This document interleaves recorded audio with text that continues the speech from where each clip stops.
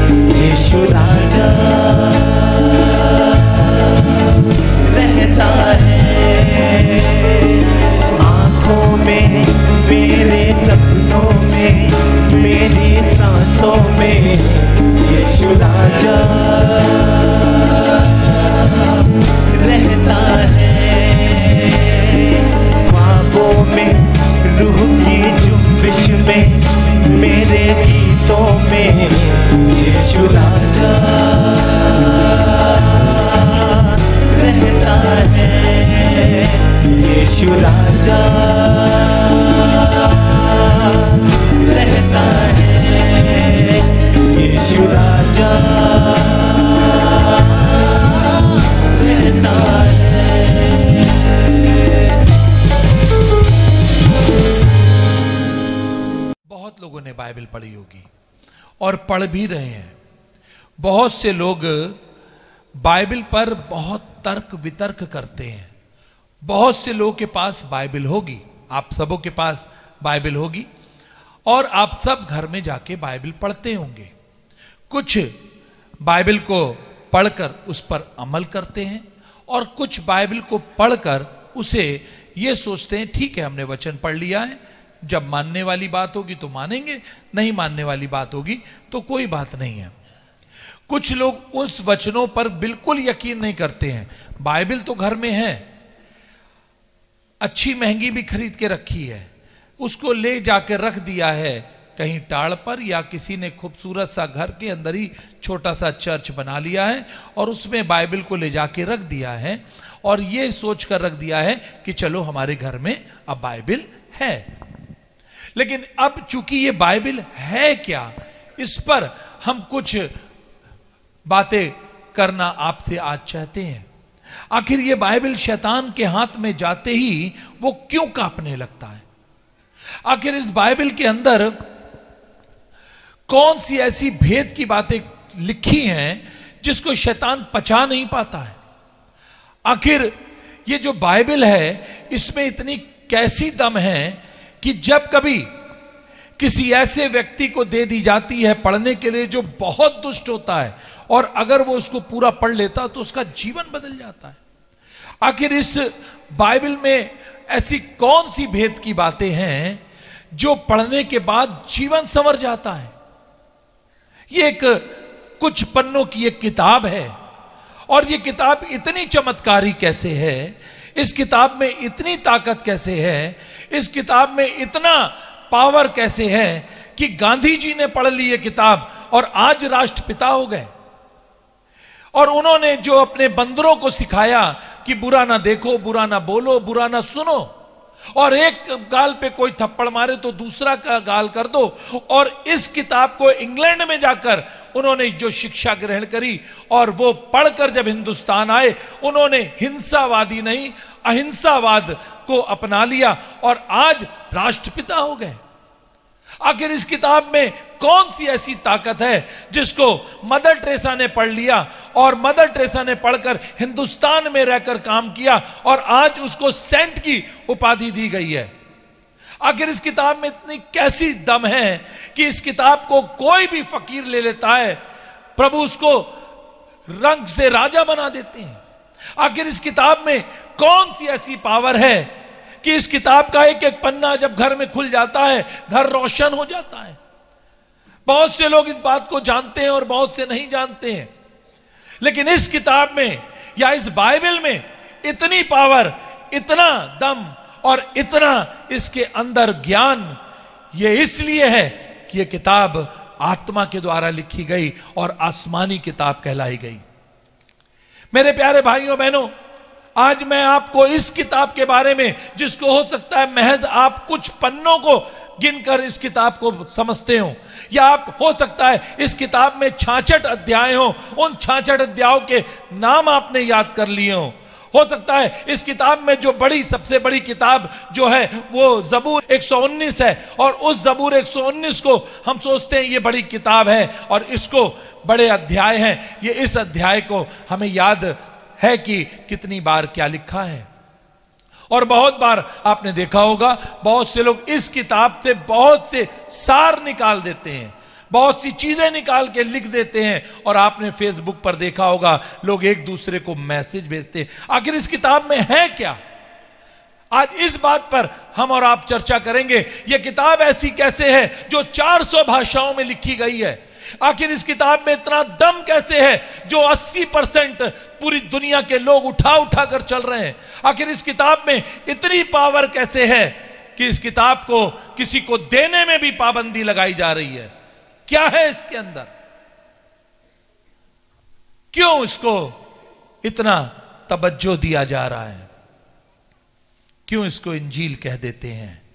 आखिर क्यों इस किताब जिसके हाथ में आ जाती है उसका जीवन संवर जाता है? बहुत गवाहियां भी आपने सुनी होंगी यहां पर, और लोग आते हैं जो गवाही दे रहे हैं, इन सबके पास बाइबल होगी। आखिर इसमें है क्या? इस पर हम कुछ चर्चा करेंगे आज की सुबह। और मैं आपको जो आज इस पे चर्चा करने जा रहा हूं, ये आप इसको बहुत अहम समझिए।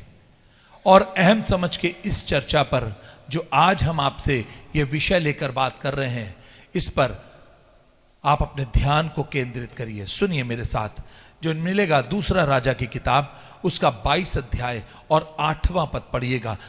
हिल्किया महायाजक ने शापान मंत्री से कहा, बहुत ध्यान से सुनिएगा, मुझे यहोवा के भवन में व्यवस्था की पुस्तक मिली है। मुझे कहां मिली है? यहोवा के भवन से व्यवस्था की पुस्तक मिली है। एक महायाजक है जिसको यहोवा के भवन में ये पुस्तक मिली है। आप ये पुस्तक किसी पुस्तक की दुकान में, बुक स्टोर में आपको ये नहीं मिलेगी, जहां पर स्टेशनरीज मिलती हैं। ये पुस्तक आपको बाजार में कहीं काउंटर पे लगी हुई नहीं मिलेगी। ये पुस्तक आपको यहोवा के भवन से मिली होगी। आप जितने लोग आए होंगे, आपने आकर आपने कहा होगा, हमारे लिए प्रार्थना करिए, हमें कुछ भेद की बातें बताइए, हमें कुछ शिक्षा दीजिए, और आपको हमने एक किताब दी होगी। यह पुस्तक ऐसे ही हिल्किया महायाजक को यहोवा के भवन में मिली। सुनिए व्यवस्था विवरण उसका 31 अध्याय 24 से 26 पद को निकाल लीजिए। सुनिए आगे क्या लिखा है। जी हाँ। तब हिल्किया ने शापान को वह पुस्तक दी। तब हिल्किया ने शापान को वो पुस्तक दी, और शापान मंत्री है, उसको पुस्तक दी, और वह उसे पढ़ने लगा। और उसको पढ़ने लगा।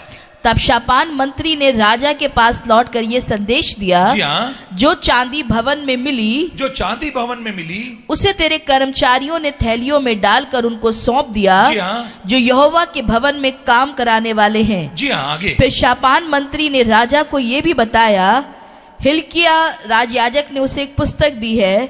तब शापान उसे राजा को पढ़कर सुनाने लगा। बहुत ध्यान से सुनिएगा। जी हाँ, आगे पढ़िए। व्यवस्था की उस पुस्तक की बातें सुनकर हाँ, राजा ने अपने वस्त्र फाड़े। अरे ये क्या बात हो गई? ये क्या बात हो गई?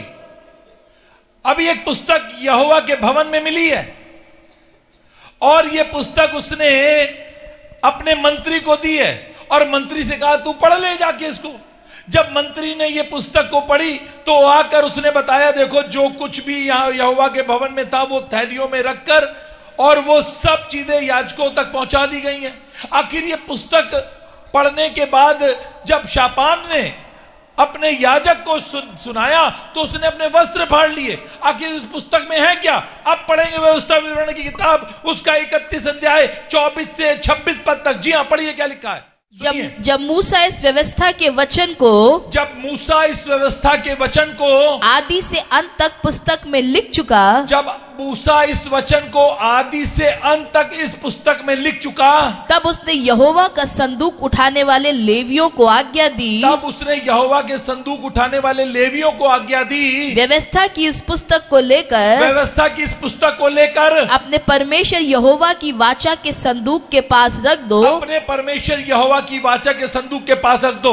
ये वो पुस्तक है जिसमें आदि से अंत तक लिखा है। ये वो पुस्तक है जिसमें सब कुछ लिखा है। ये वो पुस्तक है जिसको पढ़कर ना जाने कितने लोगों ने अपने जीवन को बदल लिया है।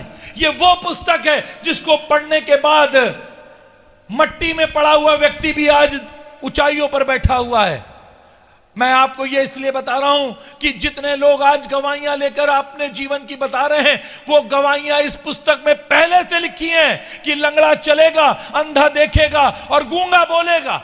ये पहले से लिखा हुआ इस पुस्तक में। इस पुस्तक में लिखा है मृतक भी परमेश्वर की स्तुति और प्रशंसा करेंगे। एक समय ऐसा आएगा कि कब्रें खुल जाएंगी। इस पुस्तक में सब कुछ लिखा है कि ऐसे लड़ाइयां और झगड़े होंगे, ऐसा होगा, आने वाले समय में ऐसा होगा, क्योंकि यह पुस्तक आदि और अंत से लिखी गई। और व्यवस्था की यह पुस्तक जो थी, यह यहोवा के संदूक के साथ चलती थी। और यह कहां मिली? इस याजक को कहां मिली? यहोवा के भवन में मिली। इस पुस्तक में बहुत कुछ लिखा था, लेकिन उसका बिल्कुल विपरीत काम किया। सुनिए, बिल्कुल तर्क तक ले जाएंगे, इसके आगे पढ़िए। हो सकता है आपको अभी थोड़ी बात समझ में आई हो। आगे पढ़िए क्या लिखा। जी हाँ, इसके आगे। परंतु यहूदा का राजा, जी हाँ, जिसने तुम्हें यहोवा से पूछने को भेजा है, जी हाँ, उससे तुम यूं कहो जी, कि इजराइल का परमेश्वर यहोवा कहता है, जी, इसलिए तू वे बातें सुनकर दीन हुआ, जी, और मेरी वे बातें सुनकर कि इस स्थान और इसके निवासियों को देखकर चकित होंगे जी, और श्राप दिया करेंगे। तूने यहोवा के सामने अपना सिर झुकाया और अपने वस्त्र फाड़कर मेरे सामने रोया है। जी हाँ, इस कारण मैंने तेरी सुनी है। इस कारण यहोवा कह रहा है, मैंने तेरी सुनी है। इससे पहले इस पुस्तक को नहीं पढ़ी थी, इसने, इसका ये स्वभाव नहीं था। ये धूप जलाता था, ये और काम करता था, क्योंकि जब तक उसने ये पुस्तक नहीं पढ़ी थी तब तक उसके जीवन में इतनी सुख और शांति नहीं थी। जब उसने इस पुस्तक को पढ़ लिया, जो व्यवस्था की पुस्तक है, जिसमें आदि और अंत की सब बातें लिखी हैं, इसकी आंखें खुल गई। मेरे प्यारे मित्रों, आज मैं जो आपके पास संदेश लेके आया हूं, ये महज छोटी सी पुस्तक इतनी बड़ी है कि अगर सब कुछ इसमें लिख दिया जाता तो संसार में समा नहीं पाती। ये पुस्तक मेरे और आपके जीवन को इसलिए तब्दील कर देती है कि इस पुस्तक में कुर्बानियां हैं। इस पुस्तक में अपने कौम के लिए बहुत बड़ी लड़ाई है। इस पुस्तक में हर एक जाति के लिए प्रेम छिपा है। इस पुस्तक में हर एक बशर के लिए आनंद की भरपूरी है। इस पुस्तक के अंदर बीमारों के लिए भी जीवन है। इस पुस्तक के अंदर जो लोग लाचार हैं उनके लिए भी कोई ना कोई विचार विमर्श है। इस पुस्तक के अंदर जो लोग अपनी आशाएं खो चुके हैं उनके लिए आशा है। आज ये पुस्तक मेरे और आपके हाथ में है। ये इतनी आसानी से नहीं है। ये इसलिए है क्योंकि प्रभु ने आपको पसंद किया है कि आपके जीवन को बचा ले। आपके जिस राजा को मिल गई, यहोवा के भवन में गया और वहां पर इसको ये पुस्तक मिल गई। जब इसने इस पुस्तक को पढ़ा तो उसने अपने जीवन के दिन याद कर लिए कि मुझसे कितनी बड़ी गलती हुई है। सुनिएगा, 23 अध्याय के चौथे पद को पढ़ेंगे। इसी के 23 अध्याय के चौथे पद को सुनिए क्या लिखा है। जी, तब राजा ने हिल्किय्याह महायाजक, जी हाँ, और उसके नीचे के याजकों और द्वारपालों को आज्ञा दी। तब राजा ने हिल्किय्याह महायाजक और उसके नीचे के राजपालों को आज्ञा दी कि जितने पात्र बाल और अशेरा और आकाश के सारे गणों के लिए बने हैं। बहुत ध्यान से सुनिएगा, राजा ने ये पुस्तक पढ़ ली है। अब पुस्तक पढ़ के अब अपने जो कर्मचारी हैं उनको आज्ञा दी है। क्या आज्ञा दी है? सुनिए आज्ञा क्या है। कि उन सबों को यहोवा के मंदिर में से निकाल ले आओ। उन सबों को यहोवा के मंदिर में से निकालो। किन किन चीजों को? फिर से पढ़िए, फिर से पढ़िए, किन किन चीजों। तब राजा ने हिल्किय्याह महायाजक और उसके नीचे के याजकों और द्वारपालों को आज्ञा दी कि जितने पात्र बाल और अशेरा और आकाश के सारे गणों के लिए बने हैं, उन सबों को यहोवा के मंदिर में से निकाल ले आओ। उन सबों को यहोवा के मंदिर में से निकालो। इसका मतलब है कि वहां पर इस राजा ने यहोवा के मंदिर के अंदर वो सब चीजें रखी थी जो यहोवा को पसंद नहीं थी। और जब उसको यहोवा के भवन में पुस्तक पढ़ी मिल गई, अभी ये पुस्तक वहां रखी हुई थी और हो सकता है कोई टीड़ पे रखी हो सकता है कोई मंच पे रखी हो सकता है कोई ऑल्टर पे रखी हो। जब उसको पढ़ी हुई मिली और उसने अपने याजक को दिया, अपने मंत्री को दिया कि यार ऐसा है, ये देखो एक पुस्तक मिली है, पता नहीं कैसी किताब लग रही है, इसको जरा देखो, जरा पढ़ के सुनाओ। जब वो पढ़ने लगा तो उसके कान गर्म हो गए। अरे ये तो हम उल्टा काम कर रहे हैं, इस पुस्तक में तो कुछ और लिखा हुआ है राजा, इस पुस्तक में तो कुछ और बातें लिखी हैं, तू क्या काम कर रहा है, देख तूने गलत काम किया है। जैसे उसको पता चला मैंने गलत काम किया है, उसने अपने वस्त्र फाड़ लिए और लोगों को बुलाया और कहा कि देखो ऐसे से काम, जो गलती हो गई है अब इस गलती को पूरा करो, इसको खत्म करो और जा जाके प्रचार करो, लोगों को जा जाके बताओ कि इतनी गलती हो गई है। और यह प्रचार फैलता चला गया। फिर यहोवा के भवन से उसने, राजा ने आज्ञा दी कि जितनी भी खराब चीजें हमने लगा ली हैं पहले उनको बाहर करो, पहले उन चीजों को बाहर करो, उन चीजों को बाहर करो। एक आदमी मेरे पास आया और आके कहने लगा, भैया आप एक काम करिए, आप हमें चंगाई दे दीजिए। हमने कहा चंगाई दे दीजिए, ये क्या होता है? कह रहा आप चंगाई हमें दीजिए। हमने कहा 10-20 रुपए चाहिए ले लो भैया, 100-200 500 रुपए चाहिए ले लो, कपड़ा ले लो, हमसे कमीज ले लो, ये चंगाई का कहां से हम दे दें तुम्हें? कह रहा नहीं, बस आप हमें चंगाई दीजिए। गलत पढ़ लिया है भैया। चंगाई देने वाले हम कौन होते हैं? हमारी अपनी क्या बिसात है? हम मट्टी के बने हैं, मट्टी में मिल जाएंगे, हमारी अपनी कोई हैसियत नहीं है। हम किसी को क्या चंगाई दे सकते हैं? चंगाई देता है वो परवरदिगार जो आसमान पे बैठा है, वो हमारे द्वारा आवाज सुन लेता है और सुन के दे देता है। अगर कह दे जाओ नहीं देंगे तो हमारे जैसे 3600 और घूम रहे हैं जो चंगाई बांट रहे हैं। चंगाई ऐसे नहीं मिलती, जिसको वो चाहता है उसको देता है। लोग, हमने देखा है लोग कुछ ऐसा कर रहे हैं कि वचन लिख के लोग को देते, कहते हैं यहां बांध लो। वचन लिख के देते हैं और कहते हैं यहां बांध लो। तो मेरे पास एक आदमी आया, कहने लगा तांत्रिक वचन है आपके पास? तांत्रिक वचन? अरे पटुका वचन है। पटुका वचन क्या होता है? बोले तागे में लगा फंसा हुआ वचन है। हमने कहा तागे वाला फंसा हुआ वचन तो नहीं है, हमारे पास तो सारा वचन खुला ही खुला है। बोले वो यहां बांधने के लिए जैसे डर लगता हो यहां बांध लें। मेरे प्यारे मित्रों, बांधने से नहीं होगा, क्योंकि बाइबल क्या बताती है? वो तो हमारे बंधन खोलने आया है, वो बांधने थोड़ी ना आया है। और आज बहुत से लोग की दुकानें चल रही हैं। यहां जब राजा को पता चला कि यहां बात ऐसी है, उसने सबसे पहले यहोवा के भवन से वो सब खराब चीजें हटा दी।